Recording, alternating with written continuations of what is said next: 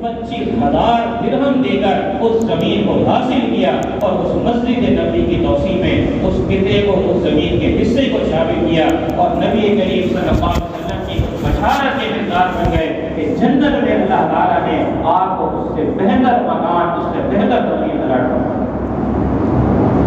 یہ عثمان غنی رضی اللہ تعالیٰ عنہ کا مال ہے۔ اس کے علاوہ بھی کئی مواقع پر قحط سالی کا موقع ہو، مسلمانوں کی پریشانی ہو، کوئی حاجت مند آ جائے، کوئی ضرورت مند آ جائے، عثمان غنی رضی اللہ تعالیٰ عنہ جو ایک تاجر تھے، وراثت میں اپنے باپ سے جنہیں تجارت کا ہنر ملا تھا، اللہ نے اس میں برکت بھی دے رکھی تھی، مال کو خرچ کرنے کی وجہ سے عثمان غنی کا مال ہمیشہ غریبوں مسکینوں کے لیے تیار رہتا، اور ان کی کوشش ہوتی کہ میرے مال کے ذریعے اللہ تعالیٰ غریبوں کی ضروریات کو پورا کرتا رہے۔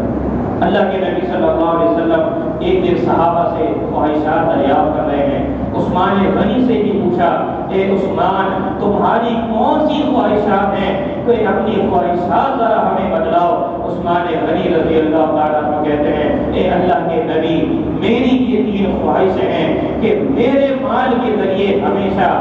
جو غریب ہیں، جو مسکین ہیں، جو حاجت مند ہیں، میں ان کو کھانا کھلاتا رہوں، میرے دسترخوان پہ ان کی بھوک مٹتی رہے، یہ میری پہلی خواہش ہے۔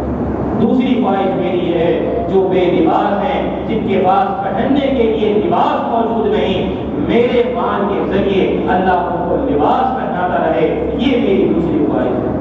تیسری خواہش میری یہ ہے، تلاوت القرآن، کہ اے نبی علیہ السلام، میں یہ چاہتا ہوں، میرے دل میں قرآن کی محبت اتنی زیادہ موجود ہے کہ میری تیسری خواہش ہے کہ میں ہمیشہ اللہ کا ذکر، اللہ کے قرآن مجید کی تلاوت ہی کرتا رہوں۔ اور عثمان غنی نے اپنی اس خواہش کو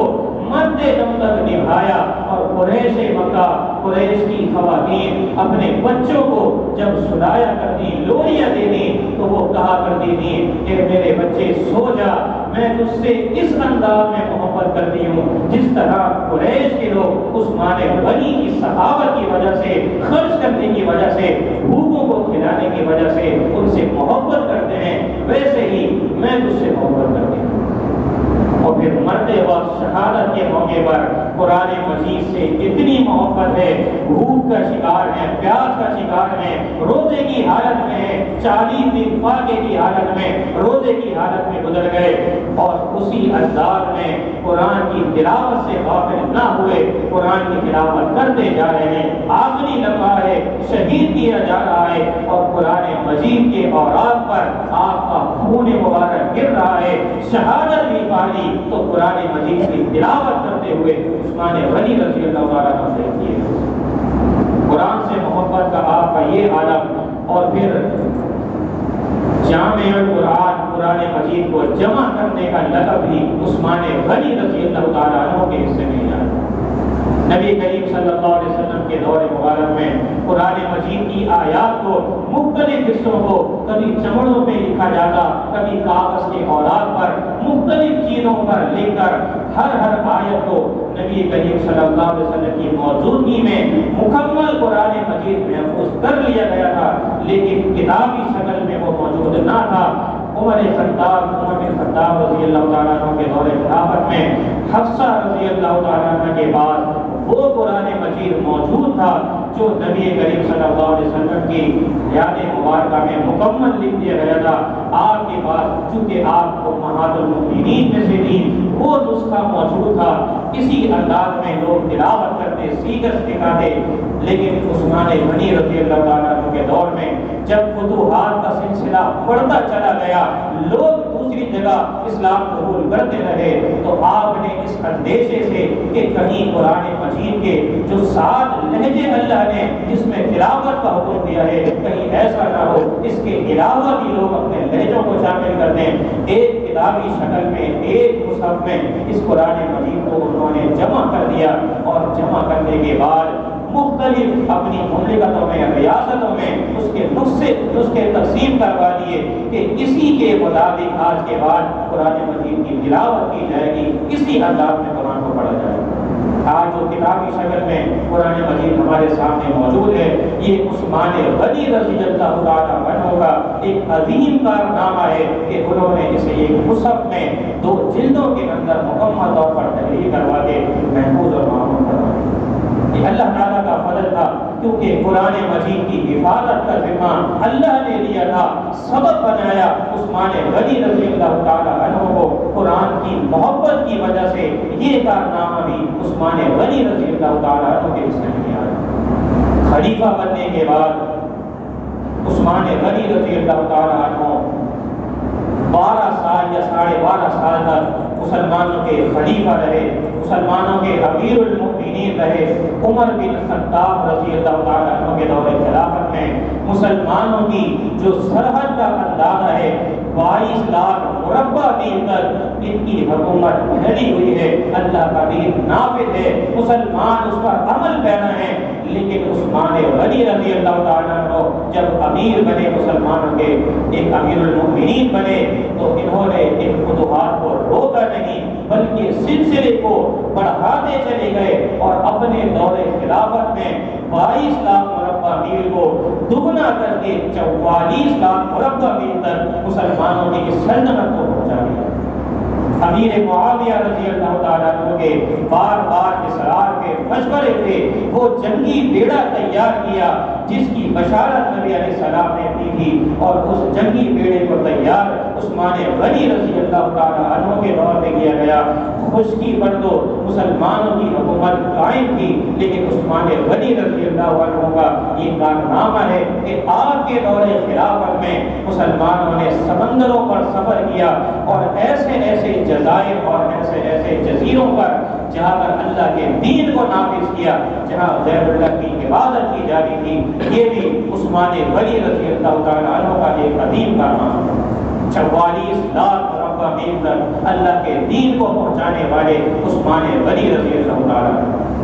اللہ کے نبی صلی اللہ علیہ وسلم نے عثمان غنی رضی اللہ تعالیٰ عنہ کے کئی فضائل، کئی مناقب ذکر فرمائے ہیں۔ عثمان غنی رضی اللہ تعالیٰ عنہ ایک دن نبی کریم صلی اللہ علیہ وسلم گھر میں تشریف فرما ہے، ابو بکر صدیق رضی اللہ تعالیٰ عنہ آتے ہیں، عائشہ صدیقہ رضی اللہ عنہ فرماتی ہیں، صحیح بخاری کی حدیث ہے، فرمایا جب میرے بابا تشریف لائے نبی علیہ السلام ویسے ہی بیٹھے رہے، کپڑا پنڈلی سے تھوڑا اوپر موجود ہے، وہ عمر بن خطاب آئے ویسے ہی رہے، اندر آنے کی اجازت دے دی، بات چیت کرتے رہے۔ عثمان غنی آئے، اجازت طلب کی، عورت سیدھے ہو کر بیٹھ گئے، اپنے کپڑوں کو درست کر لیا۔ جانے کے بعد میں نے پوچھا آپ میرے بابا عمر بن خطاب کی وجہ سے تو ایسے ہی رہے، عثمان غنی کی وجہ سے آپ سیدھے ہو گئے، کپڑے کو درست کر لیا۔ فرمایا کہ عائشہ عثمان غنی اتنے حیادار ہیں کہ کیا میں اس شخص سے حیا نہ کروں جس سے اللہ کی نورانی مخلوق فرشتے کی حیا کروں؟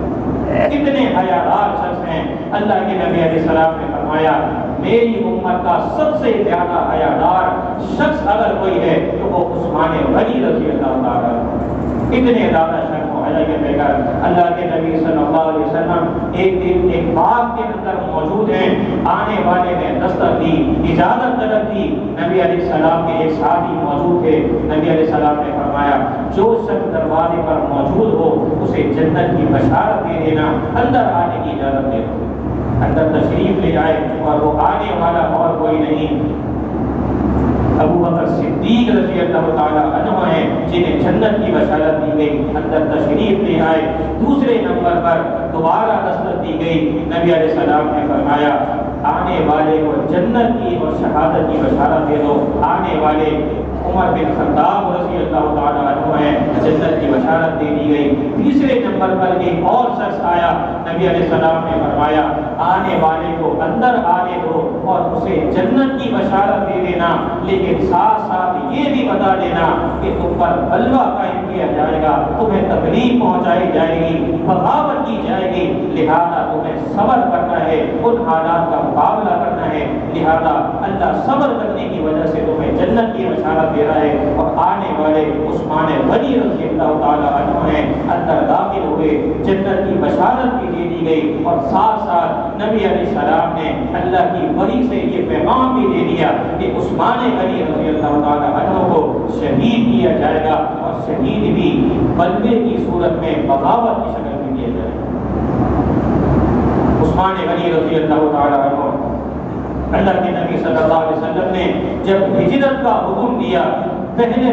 ہجرت کرنے والوں میں عثمان غنی رضی اللہ تعالیٰ عنہ بھی شامل ہیں، اور سب سے پہلے جوڑے کی شکل میں اس امت میں عثمان غنی رضی اللہ تعالیٰ عنہ حبشہ کی طرف ہجرت کرنے والے ہیں۔ جب انہیں وہاں پتہ چلا مسلمانوں کو کہ کسی نے افواہ پھیلا دی کہ مکہ میں حالات سازگار ہو رہے ہیں، مسلمان ہو چکے ہیں لوگ، لہذا واپس آ جاؤ، اس خبر کو سننے کے بعد خوشی خوشی جب واپس آئے، دیکھا کہ کسی نے جھوٹی خبر پھیلائی تھی۔ پھر نبی علیہ السلام نے مدینہ ہجرت کا جب حکم دیا تو عثمان غنی رضی اللہ تعالیٰ عنہ وہ عظیم الشان صحابی ہیں جنہیں 2 ہجرتیں کرنے کا ثواب نصیب ہوا ہے۔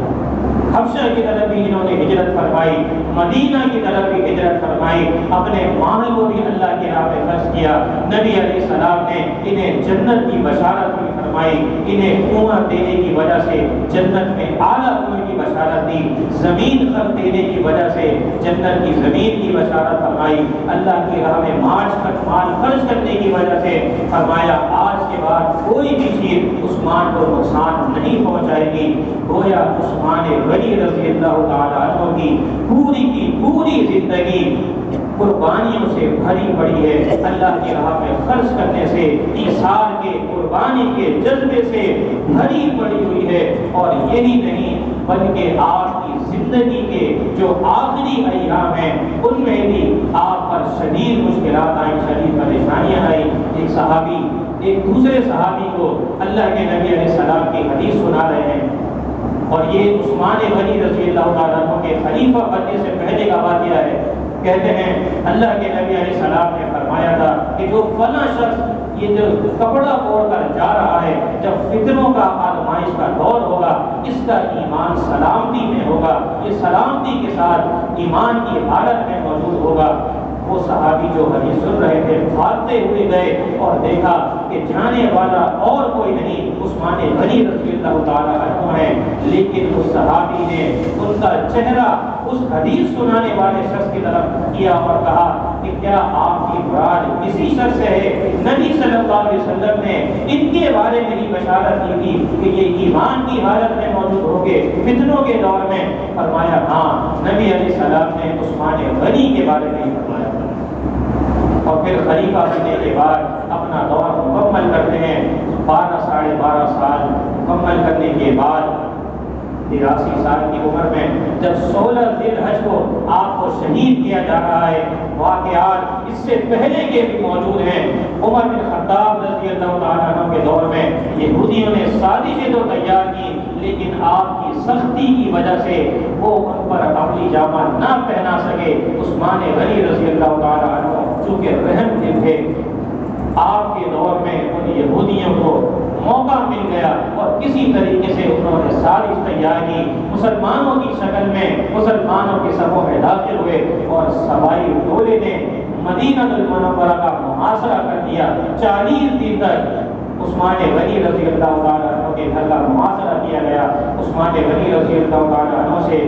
علی المرتضیٰ رضی اللہ تعالیٰ عنہ فرما رہے ہیں یہ مٹھی بھر لوگ ہیں، یہ شر پسند عناصر ہیں، اگر آپ چاہیں ان کا خاتمہ کیا جا سکتا ہے۔ عثمان غنی رضی اللہ عنہ فرما رہے ہیں میں نہیں چاہتا میری وجہ سے مدینہ النبی صلی اللہ علیہ وسلم میں خون ریزی ہو جائے، کل قیامت کے دن اللہ تعالیٰ جب سوال کرے اور میرے دامن پر یہ داغ لگ جائے کہ میری وجہ سے اپنی خلافت کو بچانے کی وجہ سے میری وجہ سے مدینہ النبی میں خون بہایا جائے، میں اس بات کا متحمل نہیں۔ سوائے ٹولہ آ کر مطالبہ کر رہا ہے آپ خلافت چھوڑ دیجئے، ہم آپ کو جانے دیں گے، آپ کی جان کو بخش دیا جائے گا۔ کہتے ہیں اللہ کے نبی علیہ السلام نے فرمایا تھا اے عثمان ان قریب اللہ تمہیں ایک قمیص پہنائے گا اور میں تمہیں حکم دیتا ہوں جب وہ قمیص پہن لو تو اسے دوبارہ مت اتارنا یہاں تک کہ زبردستی اس کو اتار لیا جائے۔ اور اس سے مراد نبی علیہ السلام نے خلافت کو لیا تھا،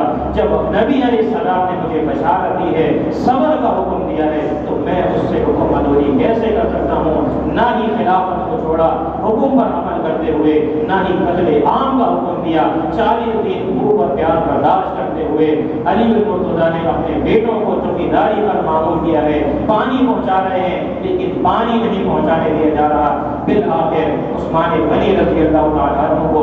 16 ذی الحج کو قرآن مجید کی تلاوت کرتے ہوئے شہید کر دیا جاتا ہے، اور اس طرح یہ مظلوم خلیفہ خلافت کے ہوتے ہوئے اپنے مال کو خرچ کرنے کے باوجود کنویں کے پانی سے محروم رہے، حفاظت سے محروم رہے۔ انہوں نے شہادت کو تو قبول کر لیا لیکن مدینہ المنورہ میں خون بہانے کو منظور نہ کیا۔ اللہ رب العزت آپ پر اپنی رحمت نازل فرمائے، جزائے خیر آپ کو عطا فرمائے، اور اللہ تعالیٰ ہمیں بھی آپ کی سیرت کے جو یہ تابناک پہلو ہیں، اللہ کی راہ میں خرچ کرنا اور شرم و حیا کو اختیار کرنا، اچھے اخلاق کو اختیار کرنا، ان تمام پہلوؤں کو اللہ تعالیٰ ہمیں بھی اپنانے کی توفیق عطا فرمائے۔